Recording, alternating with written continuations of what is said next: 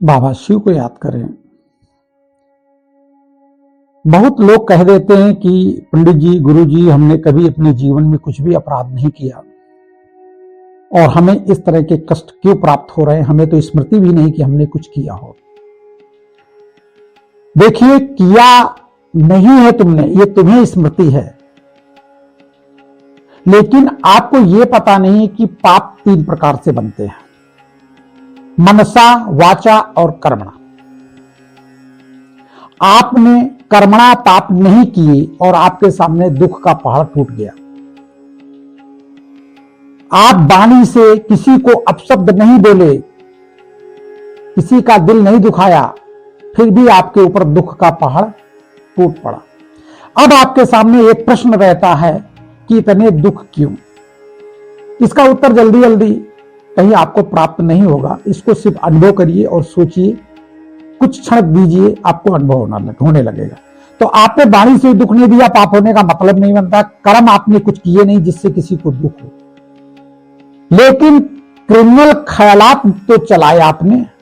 अगर क्रिमिनल ख्यालात चलाएंगे तो उससे भी पाप का निर्माण होगा। अब लोग पूछेंगे क्रिमिनल ख्यालात क्या होते हैं? अब क्रिमिनल ख्यालात ये हुए जिससे तो परेशान हैरान हो, तो मन में विचार आया मर जाए तो ठीक है।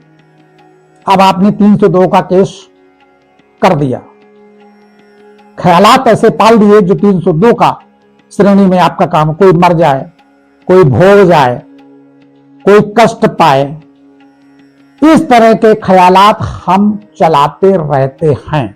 और ये बात परम पिता परमात्मा ने भी कही है कि इस कलयुग दुनिया में मनसा, वाचा, कर्मणा पाप होते रहेंगे, क्योंकि बच्चों को ज्ञान नहीं। तो ऐसी स्थिति में आप क्रिमिनल ख्यालात लाना बंद करें। क्रिमिनल ख्यालात क्या होते हैं? किसी की सुंदरता पर मोहित हो जाना, किसी की वस्तु को चोरी का विचार लाना, किसी के बारे में कुछ अशुभ सोचना, यह सब क्रिमिनल ख्यालात में आता है। किसी का नुकसान करने के बारे में सोचना, या किसी के मान सम्मान खराब हो जाए उसमें खुश होना, या किसी के साथ कुछ अशुभ हो जाए उसमें खुशी होना, यह भी क्रिमिनल ख्यालात की श्रेणी में आता है, जिससे हम पाप बनाते रहते हैं। देखो, जब कभी धागा बनता है तो कभी देखा है कि रुई के छोटे छोटे रेशे जो होते हैं उनको जोड़ जोड़ के एक सिलाई वाला धागा बनता है, और ये धागे सब, कई धागे मिलकर एक रस्सा बनता है जो ट्रेन को भी घसीट सकता है, ट्रक को भी घसीट सकता है। ऐसी स्थिति में छोटे छोटे रुई के रेशे इतना बड़ा काम कर सकते हैं। तो ऐसे ही हमारे क्रिमिनल ख्यालात, छोटे छोटे पाप जो बढ़ते रहते हैं, वो एक बहुत बड़ी मुसीबत का एक रस्सा बन जाते हैं, जिसका सामना हमें जाने अनजाने में प्राप्त होता रहता है और उसका दुख भी हमें भोगना पड़ता है। ऐसी स्थिति में हम सदैव सतर्क रहें और चेक एंड चेंज करते रहें कि मनसा, वाचा और कर्मणा कहीं कोई पाप ना हो जाए। इस पर विचार जरूर करें।